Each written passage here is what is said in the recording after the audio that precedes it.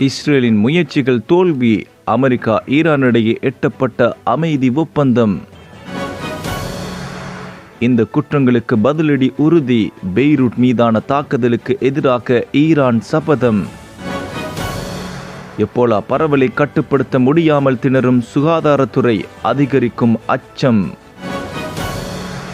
ரஷ்ய எண்ணெய் கப்பலை கைப்பற்றிய பிரித்தானிய ஆயுதப்படை. மத்திய கிழக்கையே ஆட்கொண்ட பல மாத கால போருக்கு பிறகு ஈரானுடனான ஒப்பந்தம் தற்போது நிறைவடைந்து விட்டதாக டொனால்ட் ட்ரம்ப் அறிவித்துள்ளார். ஹார்முஸ் நீரிணை தற்போது மீண்டும் கப்பல் போக்குவரத்துக்கு அனுமதிக்கப்படும் என்றும் அமெரிக்கா தனது கடற்படை முற்றுகையை நீக்கும் என்றும் அமெரிக்க ஜனாதிபதி கூறியுள்ளார். தனது ட்ரூத் சமூக ஊடக பதிவீட்டில் ட்ரம்ப் அனைவருக்கும் வாழ்த்துக்கள் எனவும் தெரிவித்துள்ளார். மேலும் ஹார்முஸ் நீரிணையை தடைகளற்று திறந்து விடுவதற்கும் அதேவேளையில் அமெரிக்க கடற்படையின் முற்றுகையை உடனடியாக நீக்குவதற்கும் நான் இதன் மூலம் முழுமையான அங்கீகாரம் அளிக்கிறேன் எனவும், உலகின் கப்பல்களே உங்கள் இயந்திரங்களை இயக்கத் தொடங்குங்கள் என்றும் அவர் பதிவிட்டுள்ளார். சமாதான பேச்சுவார்த்தைகளுக்கு மத்தியஸ்தம் செய்து வரும் பாகிஸ்தான் அரசாங்கத்தின் பிரதமர் ஷெபாஸ் ஷரீப் இந்த ஒப்பந்தத்தை முதலில் அறிவித்தார். சமூக ஊடகத்தில் பதிவிட்டுள்ள அவர், லெபனான் உட்பட அனைத்து முனைகளிலும் இராணுவ நடவடிக்கைகள் உடனடியாகவும் நிரந்தரமாகவும் முடிவுக்கு கொண்டு வரப்படுவதாக இரு தரப்பினரும் அறிவித்துள்ளனர் என குறிப்பிட்டுள்ளார். ஆனால் உத்தியோகபூர்வமாக கையெழுத்திடும் நிகழ்வு ஜூன் 19 அன்று சுவிட்சர்லாந்தில் நடைபெறும் என்று தெரிவிக்கப்பட்டுள்ளது. இதற்கிடையில் போரை முடிவுக்கு கொண்டு வருவதற்கான ஒப்பந்தத்தில் கையெழுத்திட அமெரிக்கா நிர்பந்திக்கப்பட்டதாக ஈரான் அரசு தொலைக்காட்சி தெரிவித்துள்ளது. 107 நாள் போருக்கு பிறகு இந்த ஒப்பந்தம் போர் நிறுத்தத்தை 60 நாட்களுக்கு நீடிக்கவும், நீரிணையை மீண்டும் திறக்கவும், அணுசக்தி தொடர்பான பேச்சுவார்த்தைகளை தொடங்கவும் வழிவகுக்கும் என்று எதிர்பார்க்கப்படுகிறது. பெய்ரூட்டின் தெற்கு புறநகர் பகுதிகளில் இஸ்ரேல் நடத்திய தாக்குதலுக்கு ஈரான் பதிலடி கொடுக்காமல் விடாது என்று ஈரானின் மூத்த இராணுவ அதிகாரி ஒருவர் ஞாயிறன்று எச்சரித்ததாக உள்ளூர் ஊடகங்கள் தெரிவிக்கின்றன. சந்தேகத்துக்கு இடமின்றி இந்த குற்றங்களுக்கு பதிலளிக்கப்படாமல் போகாது என்று ஈரானின் உயர்மட்ட இராணுவ தலைமையகத்தின் துணைத் தளபதி brigadier general Mohammad Jafar Asadi கூறியுள்ளார்.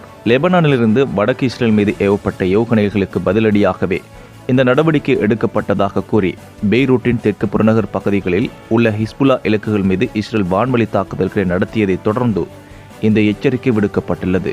லெபனானின் கோபேரி பகுதி உட்பட தஹியே மாவட்டம் முழுவதும் வெடிச்சத்தங்கள் கேட்டன. இந்த நிலையில் தாக்குதலுக்கு நடந்த இடத்திலிருந்து 3 உடல்கள் மீட்கப்பட்டதாகவும், தேடுதல், மீட்பு மற்றும் சிதைவுகளை அகற்றும் பணிகள் தொடர்வதாகவும் லெபனான் குடிமை பாதுகாப்பு முகமை தெரிவித்துள்ளது.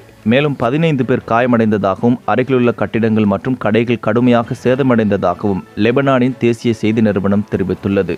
காங்கோவின் பாங்ஃபா இடம்பெயர்ந்தோர் முகாமில் 2 வாரங்களுக்கு முன்பு எப்போலா பாதிப்பால் இறப்புகள் பதிவானதை தொடர்ந்து நோய் தொற்று பரவலை தடுக்கும் நோக்கில் சுகாதார பணியாளர்கள் தீவிரமாக செயல்பட தொடங்கியுள்ளனர். குறித்த முகாமை அணுகுவதை சுகாதார பணியாளர்களையும் உலக சுகாதார அமைப்பையும் பிற தொண்டு நிறுவனங்களையும் உள்ளூர் மக்கள் அனுமதிக்க மறுப்பதாக தகவல் வெளியாகியுள்ளது. சுமார் 30,000 மக்கள் வசிக்கும் அந்த முகாமில் எப்போலா பரவல் எண்ணிக்கை அதிகரித்து வருவதாகவும், ஆனால் சுகாதார பணியாளர்களால் எதுவும் செய்ய முடியாத சூழல் உருவாக்கியுள்ளதாகவும் கூறுகின்றனர். ஒரு மாதத்திற்கு முன்பு நோய் பரவல் அறிவிக்கப்பட்டதிலிருந்து வைரஸ் பரவுவதை தடுப்பதற்காக எடுக்கப்பட்ட முன்னெச்சரிக்கை நடவடிக்கைகளால் தங்கள் அன்புக்குரியவர்களை அடக்கம் செய்ய முடியாமல் கோபமடைந்த உள்ளூர் மக்களாலும் அல்லது எப்போலா ஒரு பொய் என்று உறுதியாக நம்பியவர்களாலும் பல சிகிச்சை மையங்கள் தாக்கப்பட்டன.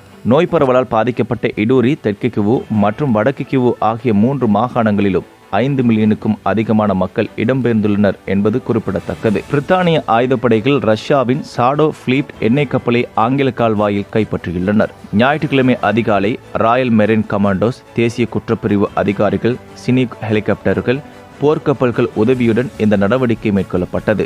இது ரஷ்யாவின் எண்ணெய் வருவாயை தடுக்க பிரித்தானியா நேரடியாக களத்தில் முன்னிலை வகித்த முதல் நடவடிக்கையாகும்.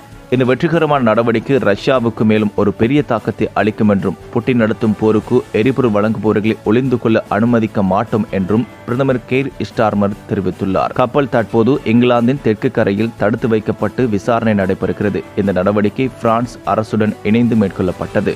முன்பு பிரித்தானியா, பிரான்ஸ் மற்றும் அமெரிக்கா மேற்கொண்ட நடவடிக்கைகளுக்கு ஆதரவாக மட்டுமே இருந்த நிலையில் இப்போது நேரடியாக களத்தில் இறங்கியிருப்பது முக்கிய முன்னேற்றமாக கருதப்படுகிறது.